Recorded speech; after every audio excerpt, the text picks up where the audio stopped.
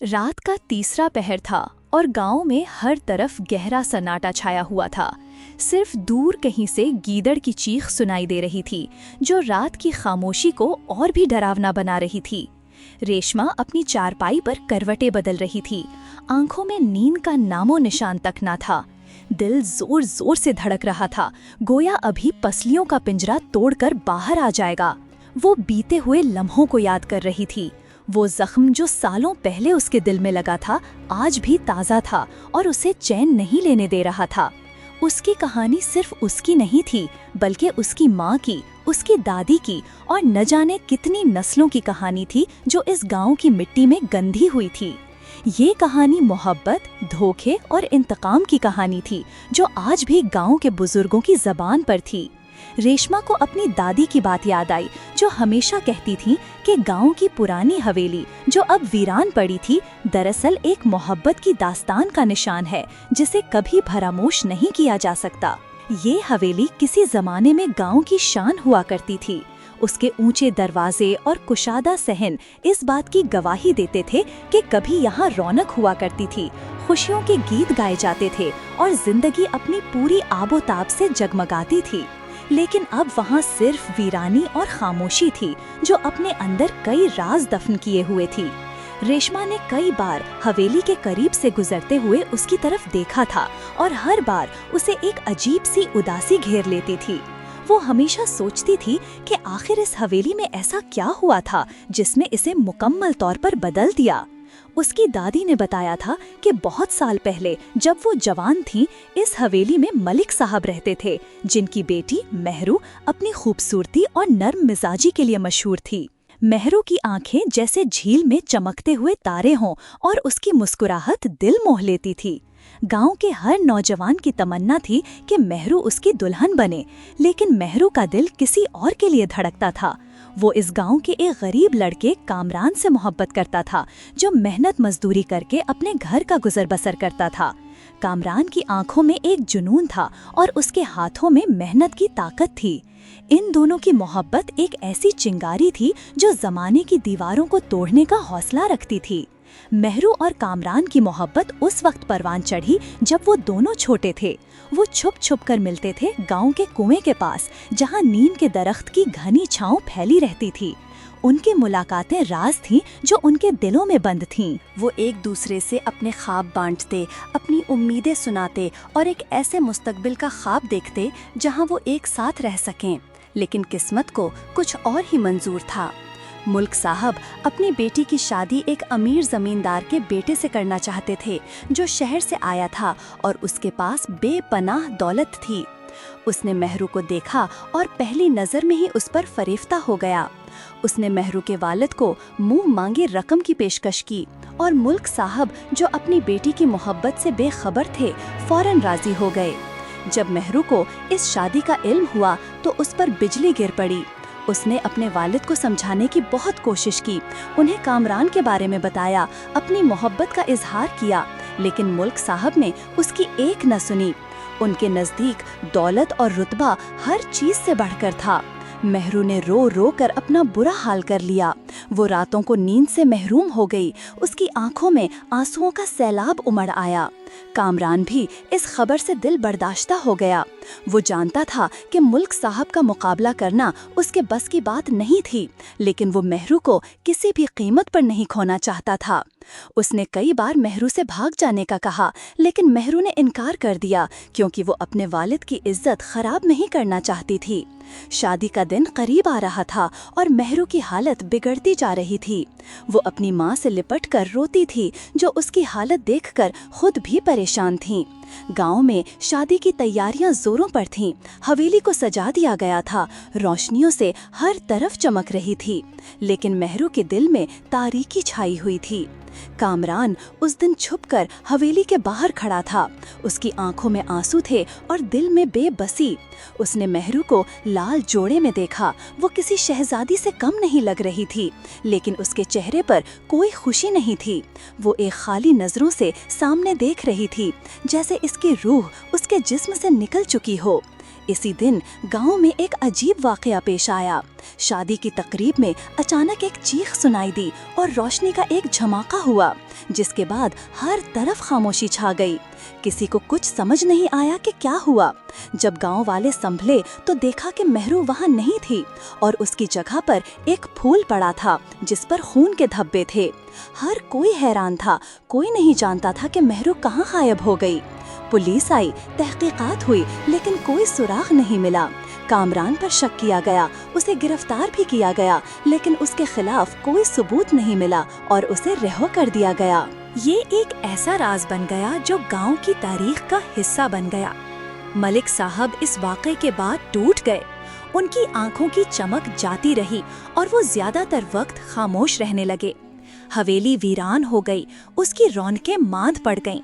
वक्त गुजरता गया, लेकिन मेहरू की याद किसी के दिल से न निकली। कामरान भी अपनी जिंदगी में कभी आगे न बढ़ सका। वो हमेशा मेहरू की यादों में गुम रहता और इसी हवेली के करीब आकर बैठ जाता जहां वो और मेहरू अपने बचपन में खेला करते थे। वो एक ऐसे शख्स में तब्दील हो गया जिसने अपनी जिंदगी का सब कुछ खो दिया हो। गांव वाले इसे पागल आशिक के नाम से पुकारते, लेकिन किसी ने उसके दिल का दर्द महसूस नहीं किया। साल गुजरते गए और इस कहानी ने एक नई करवट ली। रेशमा की दादी की कहानी अभी खत्म नहीं हुई थी। उन्होंने बताया कि मेहरू के गायब होने के कई साल बाद एक दिन गांव में एक पुरस्कार औरत नमूदार हुई। वो औरत किसी को पहचानती नहीं थी, ना ही किसी से बात करती थी, बस अकेले बैठी रहती और गांव के कुएं की तरफ देखती रहती थी। उसकी आंखों में एक अजीब सी उदासी थी जो किसी गहरे दर्द की अक्कासी करती थी। कुछ लोगों ने इसे पागल समझा, लेकिन कुछ ने उसमें मेहरू की झलक देखी। वो औरत अक्सर हवेली के करीब आकर बैठ जाती और घंटों उसकी दीवारों को तकती रहती। रेशमा की माँ ने भी उस औरत को देखा था। वो कहती थी कि उस औरत के चेहरे पर किसी जमाने की खूबसूरती के आसार थे, लेकिन अब वो वक्त की धूल में छुप चुकी थी। इस औरत का नाम किसी को मालूम नहीं था, ना ही वो अपना नाम बताती थी।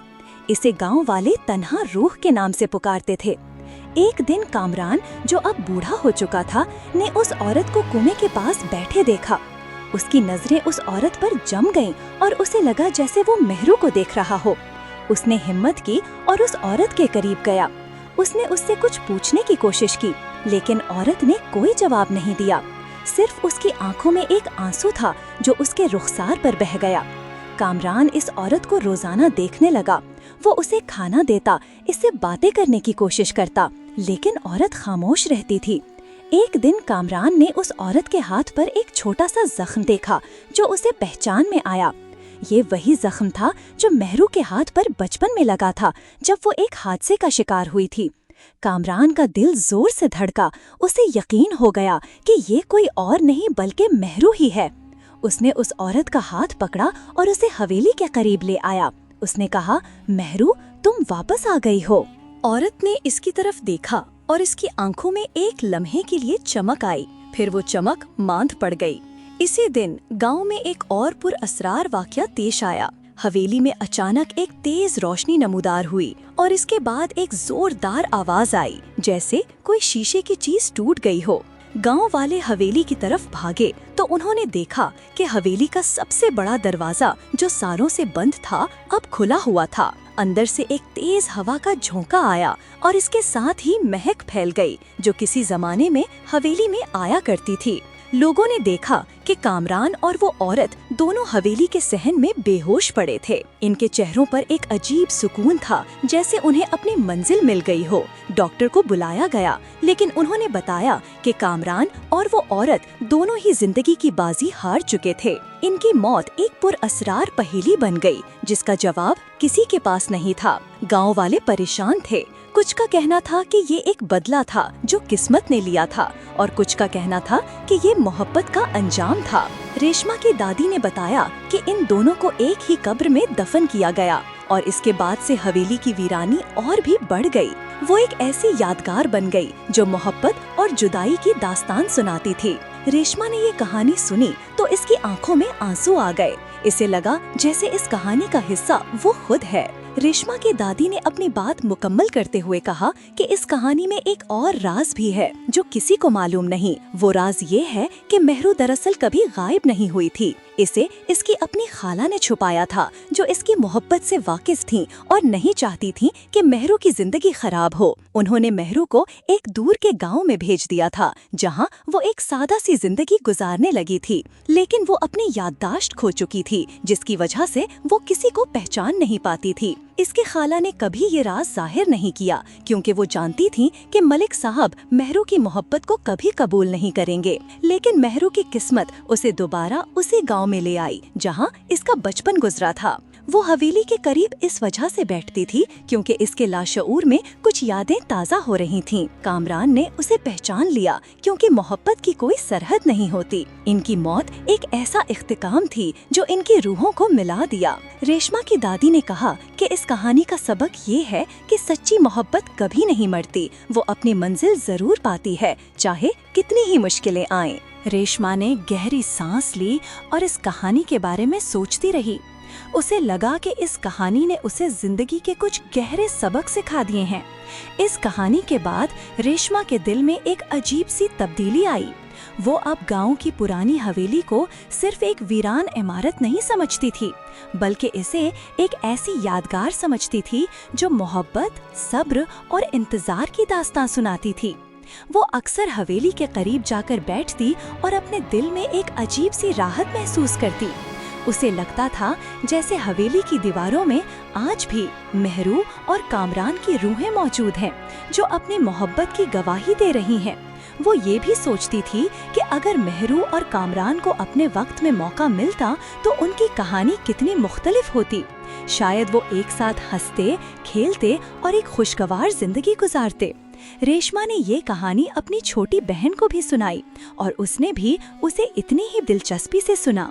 अब ये कहानी सिर्फ दादी तक महदूद नहीं थी, बल्कि ये नई नस्ल तक भी पहुंच चुकी थी।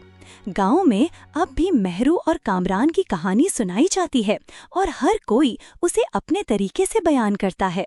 कुछ लोग उसे एक गमगीन कहानी समझते हैं, कुछ उसे एक सबक आमोज कहानी और कुछ उसे एक रोमानवी दास्तां। लेकिन हर कोई इस बात पर मुत्तफिक है कि ये एक ऐसी कहानी है जिसे कभी फरामोश नहीं किया जा सकता। ये कहानी गांव की पहचान बन चुकी है और इसकी सकाफत का एक अहम हिस्सा है। एक दिन रेशमा ने फैसला किया कि वो हवेली के बारे में मजीद जानने की कोशिश करेगी। उसने गांव के बुजुर्गों से बात की जो मेहरू और कामरान के जमाने के थे। उन्होंने रेशमा को मजीद तफसीलात बताईं जो दादी की कहानी में शामिल नहीं थीं। एक बुजुर्ग ने बताया कि मेहरू की खाला जिन्होंने उसे छुपाया था, इस वाक़े के बाद बहुत पछताई थीं। उन्हें एहसास हुआ था कि उन्होंने मेहरू और कामरान की जिंदगियों को तबाह कर दिया था।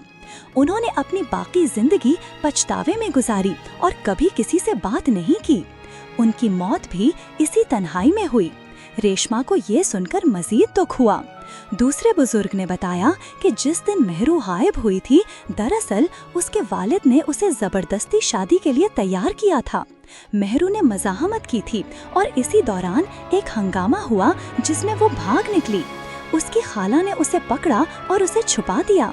लेकिन कहानी का ये हिस्सा कभी किसी को बताया नहीं गया क्योंकि मलिक साहब अपनी इज्जत बचाना चाहते थे। ये सब सुनकर रेशमा को कहानी की गहराई का मजीद एहसास हुआ। उसे लगा कि कहानी में कई परतें हैं और हर परत अपने अंदर एक नया राज छुपाए हुए है। उसने सोचा कि ये कहानी सिर्फ मोहब्बत और जुनाई की नहीं, बल्कि मुआशरती दबाव और खानदानी इज्जत की भी है। रेशमा ने ये भी सुना कि गांव में आज भी कुछ लोग ऐसे हैं जो ये मानते हैं कि मेहरू की रूह आज भी हवेली में भटकती है और वो अपने आशिक का इंतजार कर रही है। कुछ लोग रात के वक्त हवेली से अजीब आवाजें सुनने का दावा करते हैं और कुछ कहते हैं कि उन्होंने हवेली के अंदर एक औरत का साया देखा है। लेकिन ये सब सिर्फ कहानियां हैं जो वक्त के साथ बन गई हैं।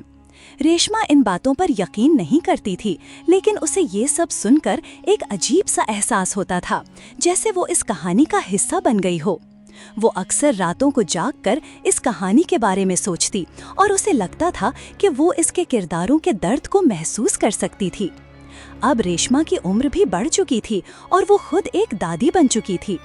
उसने अपनी पोतियों को भी मेहरू और कामरान की कहानी सुनाई और उन्होंने भी उसे इतनी ही दिलचस्पी से सुना।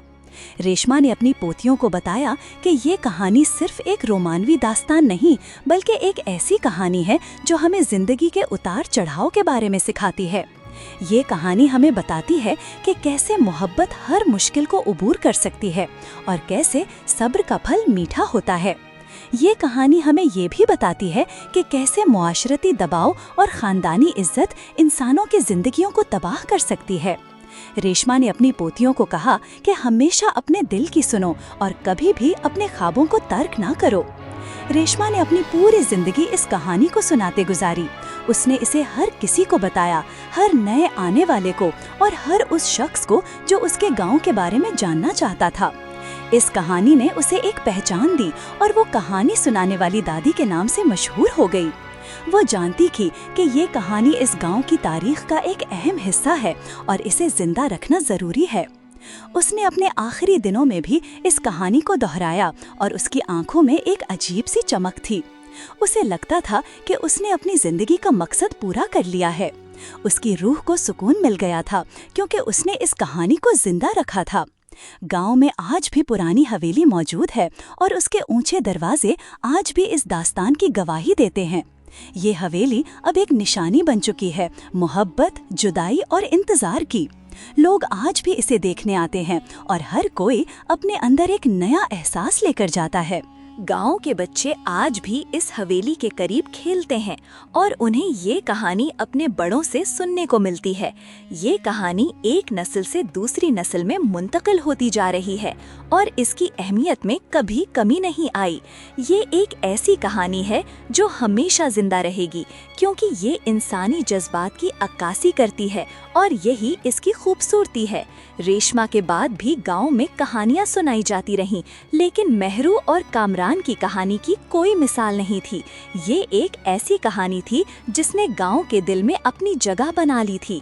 ये कहानी हमेशा जिंदा रहेगी।